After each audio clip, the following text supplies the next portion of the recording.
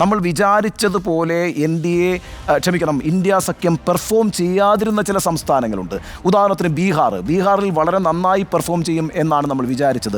പക്ഷേ 7-8 സീറ്റുകൾ മാത്രമാണ് അവിടെ ഇന്ത്യ മുന്നണിക്ക് കരസ്ഥമാക്കാൻ കഴിഞ്ഞത്. തേജസ്വി യാദവ് ഒരു തരംഗമായി ബീഹാറിലുടനീളം പടർന്നിരിക്കുന്നു എന്നാണ് നമ്മൾ വിലയിരുത്തിയത്. എങ്കിൽ പഴയ പ്രതാപത്തിൽ തന്നെ നിൽക്കാൻ ചെറിയ ചില സീറ്റുകൾ നഷ്ടമായിട്ടുണ്ടെങ്കിൽ പോലും BJPക്കും NDAക്കും കഴിഞ്ഞു എന്നുള്ളതാണ്, JDUവിന് കഴിഞ്ഞു എന്നുള്ളതാണ്. കർണാടകയിൽ ഒരു വലിയ അടിയൊഴുക്കുണ്ടാകുമെന്ന് നമ്മൾ പ്രതീക്ഷിച്ചെങ്കിലും കർണാടകയും ആ നിലയ്ക്ക് BJPക്ക് വലിയ നഷ്ടം വരുത്തിയില്ല, NDAക്ക് വലിയ നഷ്ടം വരുത്തിയില്ല. അത്ഭുതകരമായ കാര്യമെന്ന് പറയുന്നത് ഡൽഹിയാണ്.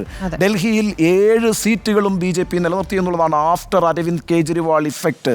അതിനുശേഷവും ഞാനിപ്പോഴും വിശ്വസിക്കുന്നു അരവിന്ദ് കെജ്രിവാൾ ഒരു സംസ്ഥാനത്ത് മാത്രം ഒതുങ്ങി നിന്ന ഇഫക്റ്റ് അല്ല, മറിച്ച് എല്ലാ രാജ്യത്തുടനീളം അതൊരു ഇഫക്റ്റായി മാറിയിട്ടുണ്ട്.